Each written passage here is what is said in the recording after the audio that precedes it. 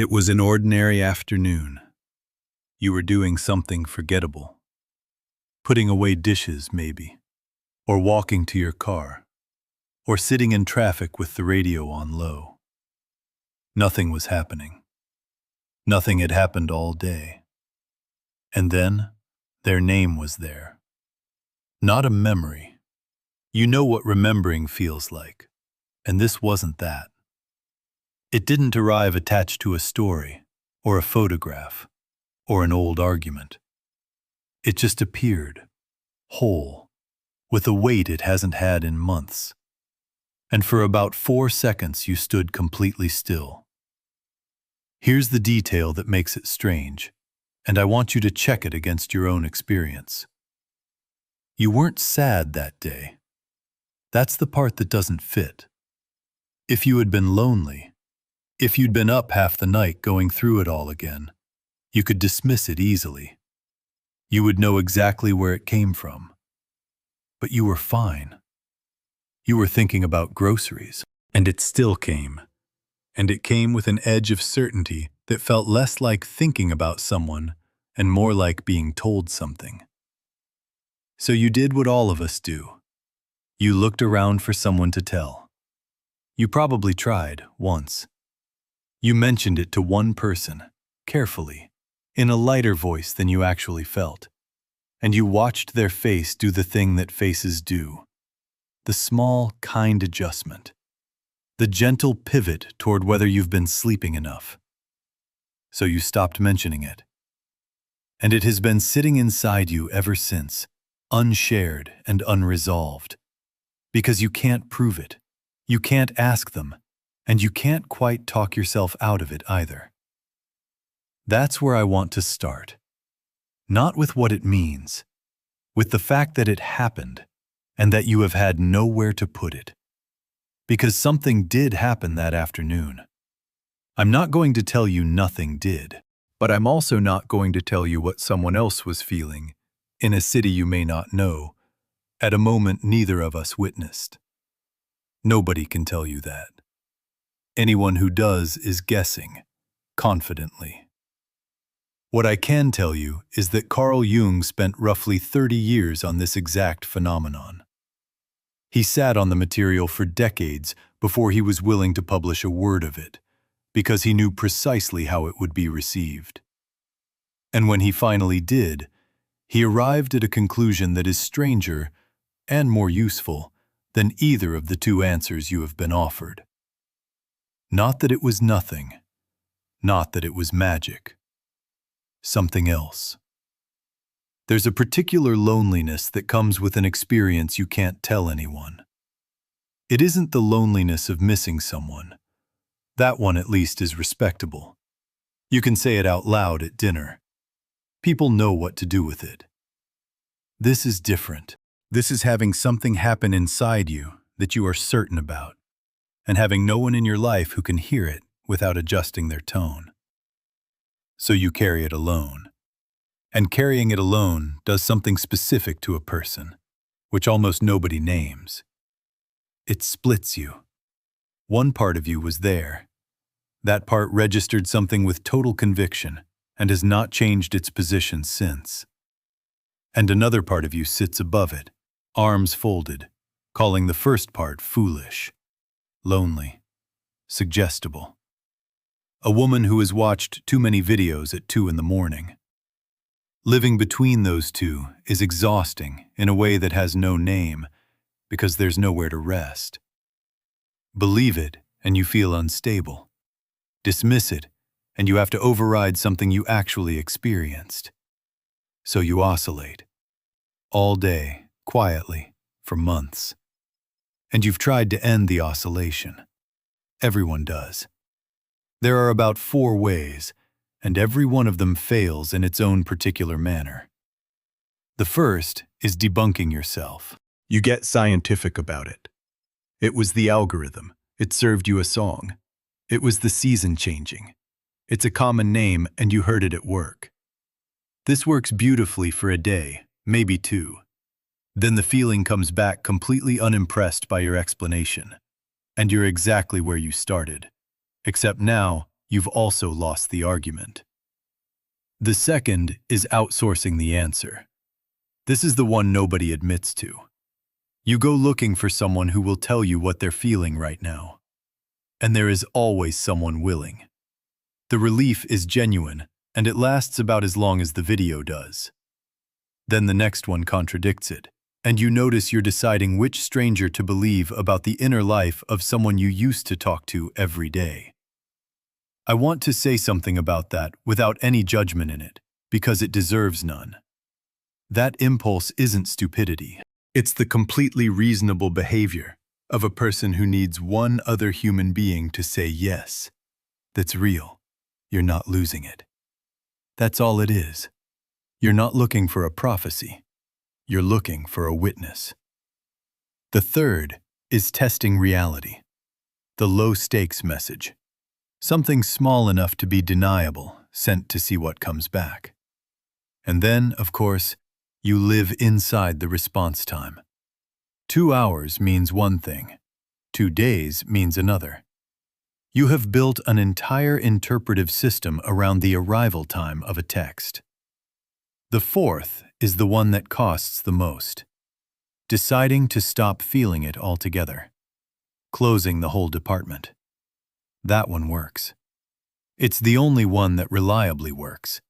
And the price is that you get slightly less alive in every other area of your life. Because you can't numb one channel selectively.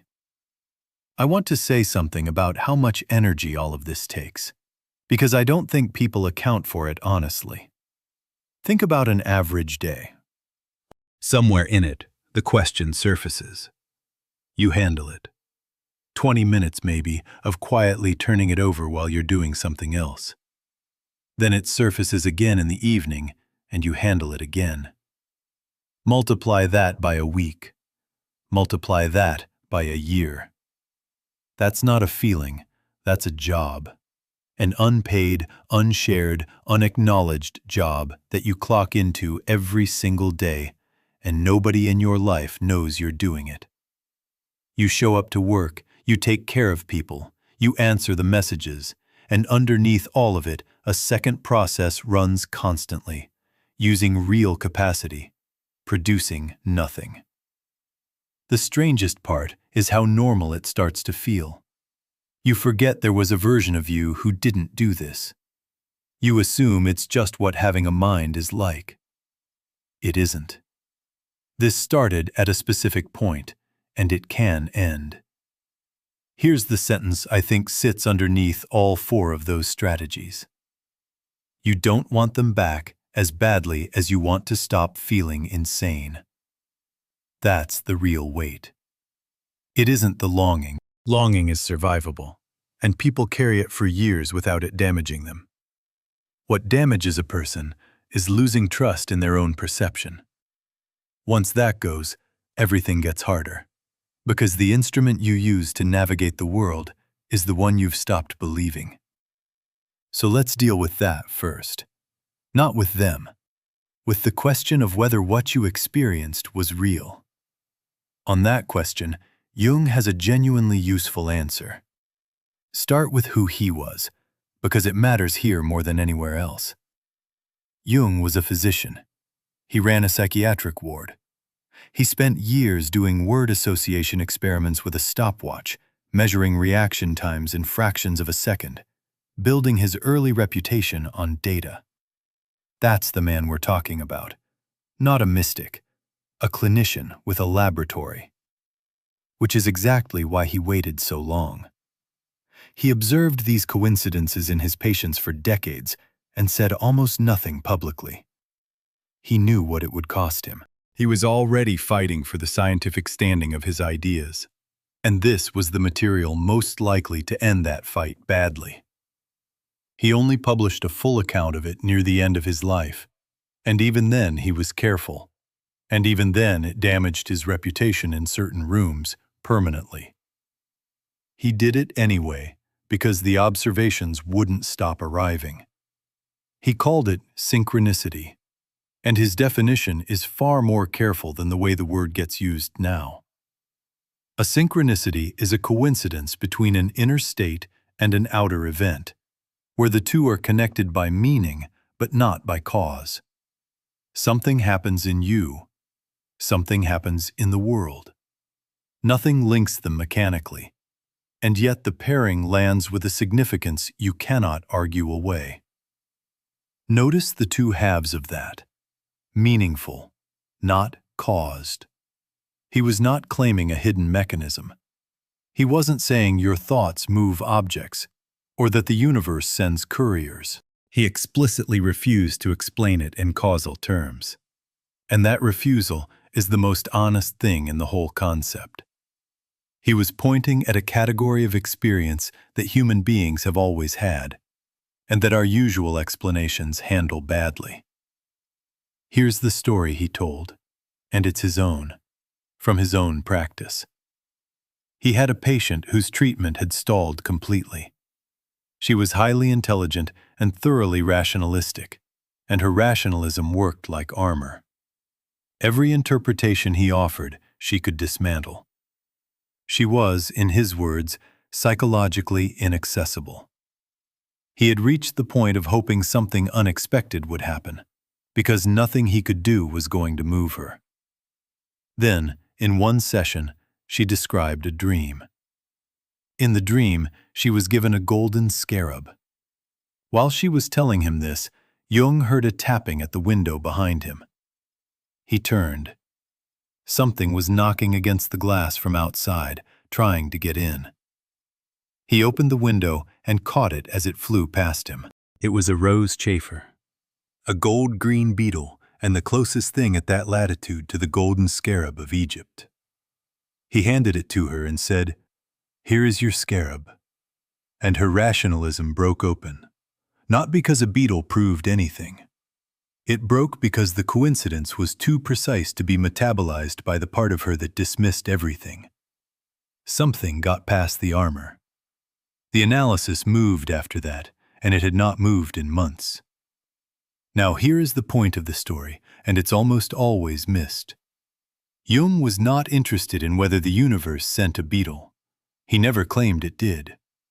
What he documented, carefully, was what the coincidence did to the person it happened to.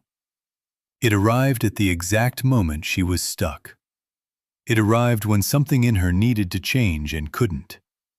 That's the pattern he kept finding, over and over, across hundreds of cases. These events don't scatter randomly across a life. They cluster. They come at turning points. They show up when something is trying to move. So let's take that pattern and hold it against your afternoon. You were putting away dishes, and their name arrived, with a weight that stopped you. The question everyone asks is, what were they doing at that moment? The question Jung would ask is different, and I'd guess you have never once asked it. What was happening in you? Go back to it, not to the feeling, to the calendar.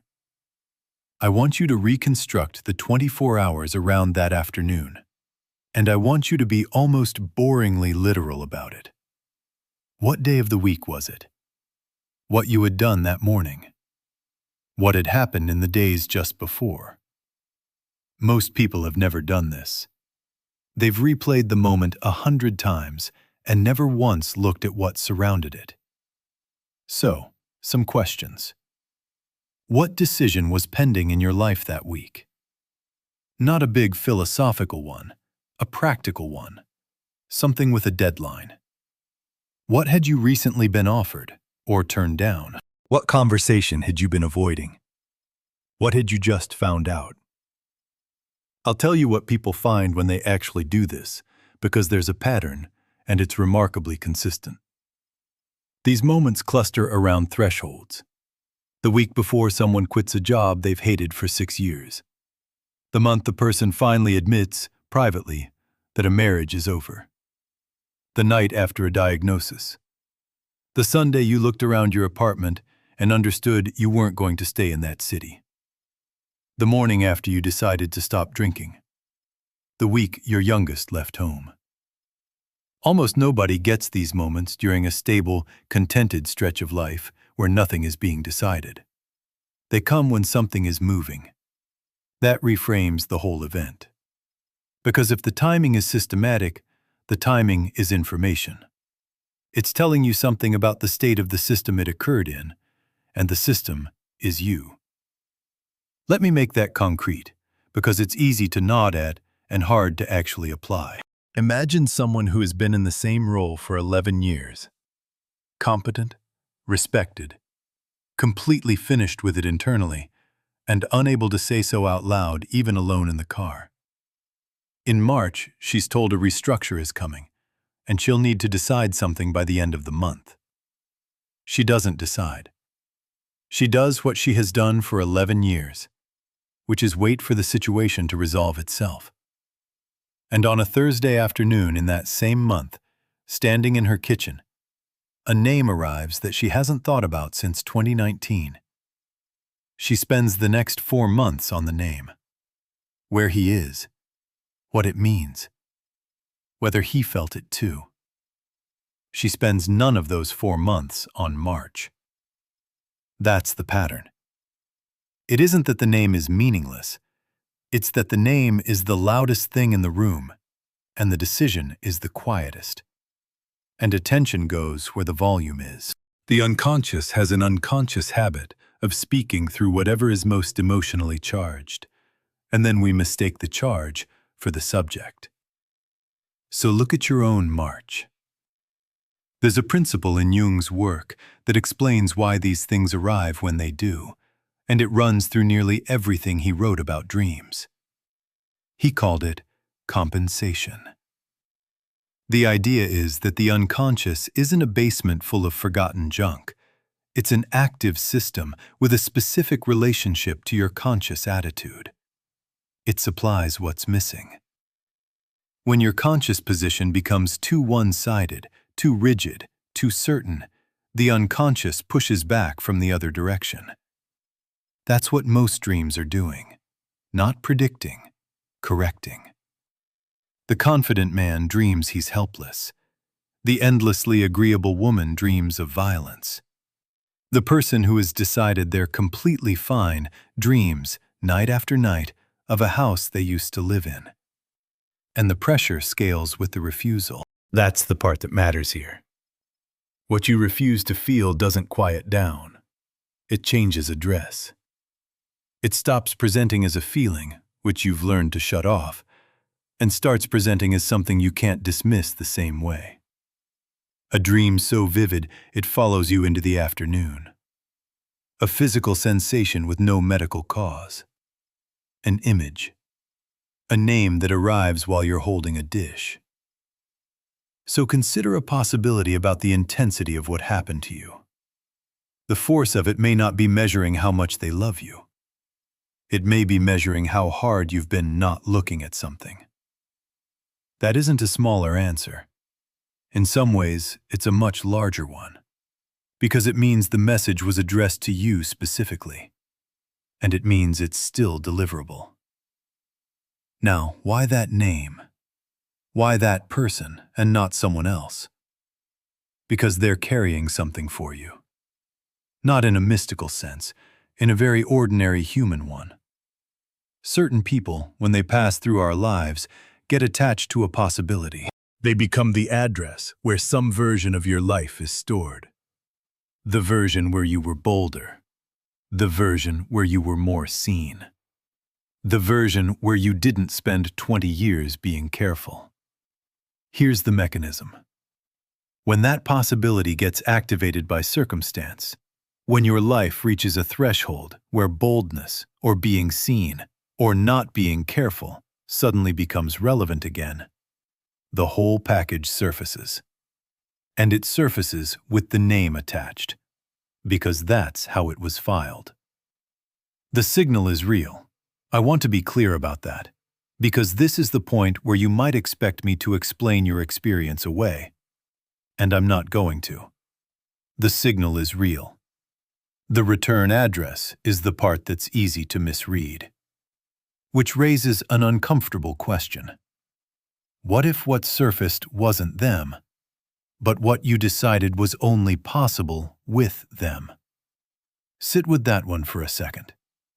It's the difference between a story that requires another person's cooperation and a story that doesn't. Now the hardest turn. And I want to make one thing clear before I make it. I am not about to tell you that you've wasted your time, or that you're deluding yourself, or that hope is a weakness. None of that is true, and I don't believe any of it. But I want to ask what the waiting has been giving you. Because it has been giving you something, or it would have stopped on its own. Think about the structure of a destined reunion. Not the feeling of it, the logical structure. It can't be disproven. That's not a criticism, it's just an observation about the shape of it. There is no evidence that could ever close it, because every possible outcome fits inside it. Silence means there's still healing. Distance means the timing isn't right. Someone else in their life means it's a lesson they needed. 10 years of nothing means it's a longer path than you expected. An arrangement that no evidence can close is an arrangement that never expires. And something that never expires never has to be decided on today. So here's the question, and I'd ask you to answer it privately rather than immediately. What has this been letting you avoid? Because for a lot of people, and I want to say clearly that this isn't everyone, the waiting has been doing a quiet job. It has been holding a place open where a decision should be. It has been keeping a life at the level of a story that hasn't finished yet, rather than a life that's currently being lived. Dating, for instance. It's very hard to sit across from someone new when part of you has already been assigned. Not impossible, just structurally difficult. And it's usually not experienced as a choice. It's experienced as no one measuring up. Or moving. Or the job.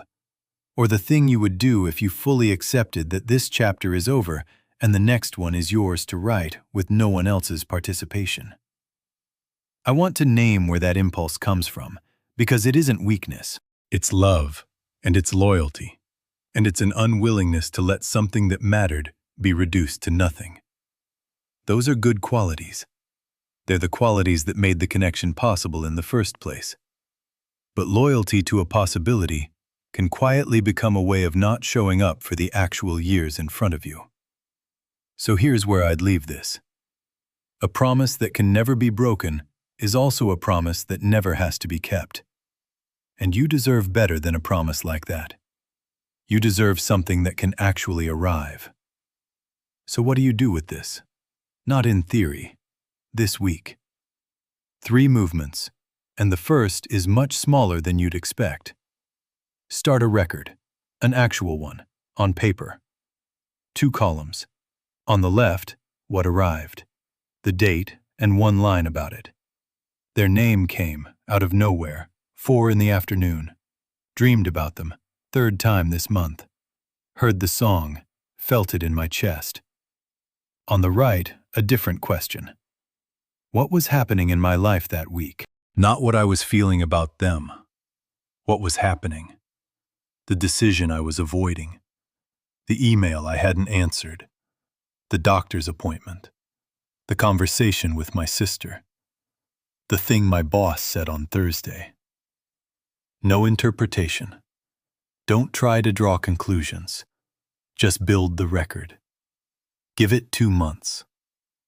This is close to Jung's own method, and it's worth knowing why he worked that way.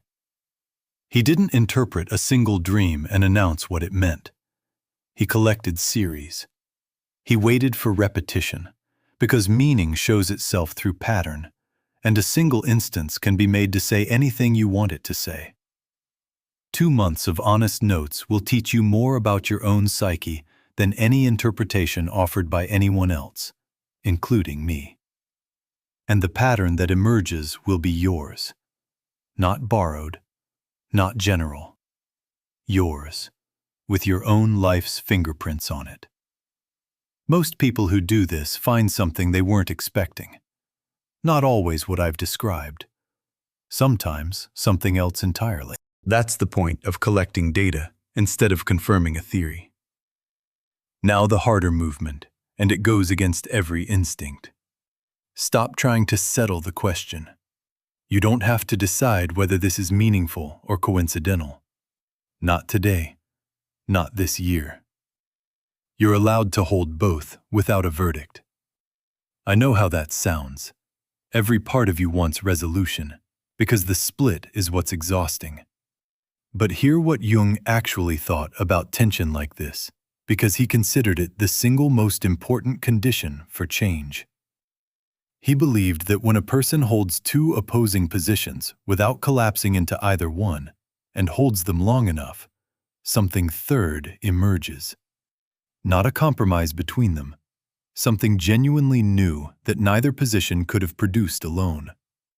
He called it the transcendent function, and he considered it the mechanism by which people actually transform, rather than just rearrange themselves. The catch is that it requires you to stay in the tension. And everything in a person wants out of that tension immediately, into certainty of any kind, even a painful one. Certainty is restful.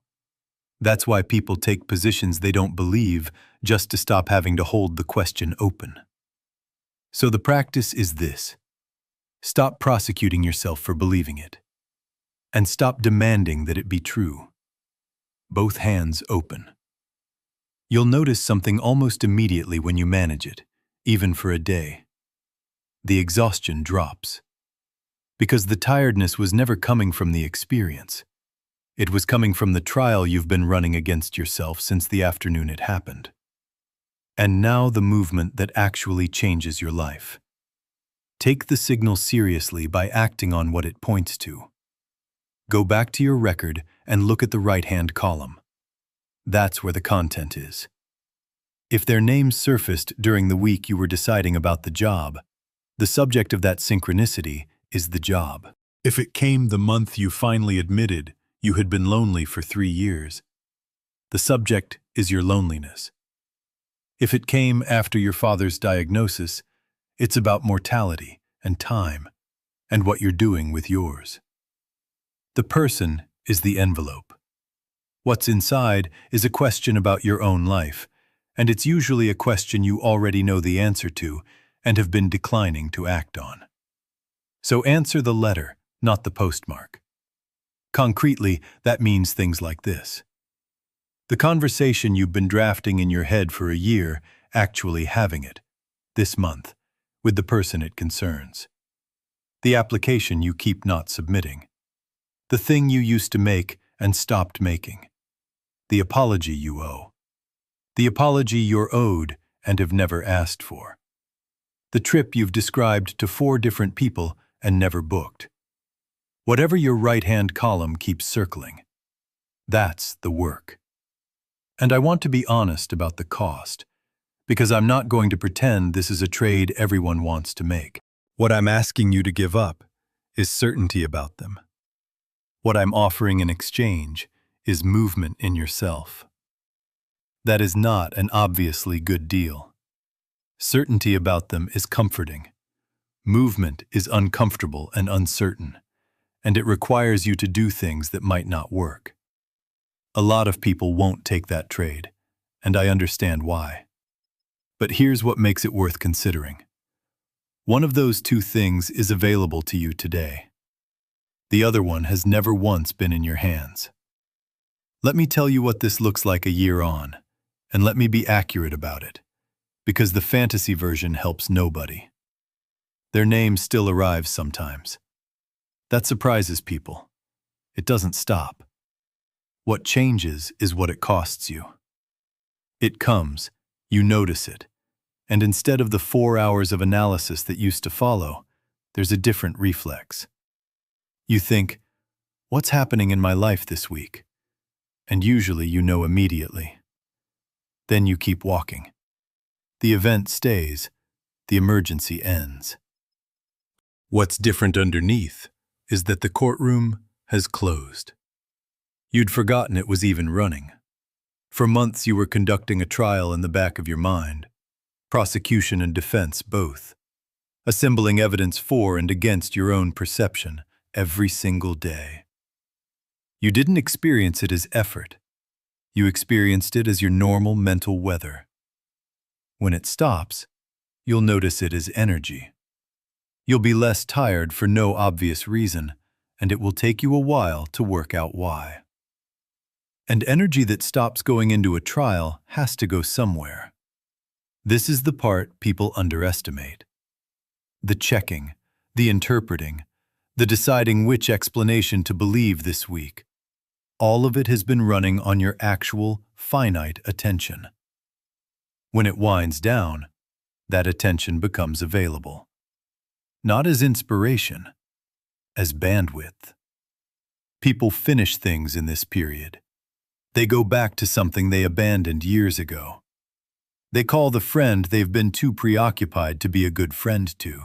They make the appointment, not because they've been transformed, but because their attention finally has room, and things that have room get done. Meaning starts showing up differently too.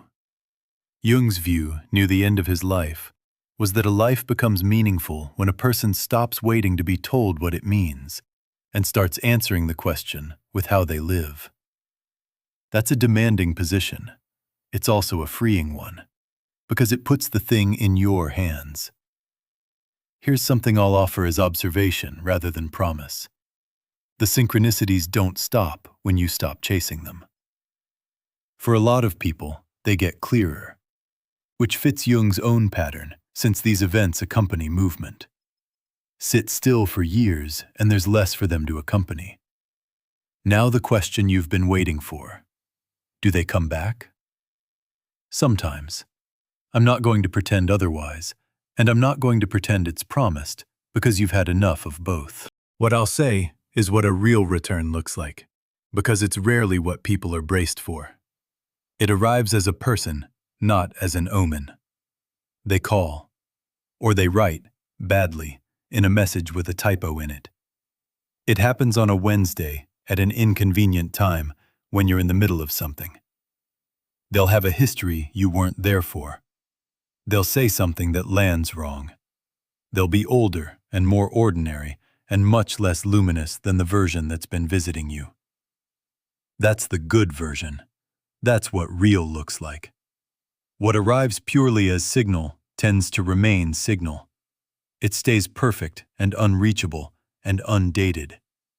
A person who is actually coming toward you shows up in the ordinary world with all the friction the ordinary world has, and is worth infinitely more than the flawless version, because the flawless version cannot be lived with. So the aliveness on this side is quieter. It doesn't spike. Nothing about it will make you feel selected by the universe, but it holds weight. That's the difference. The other kind couldn't hold anything at all. That's why it kept needing to be confirmed.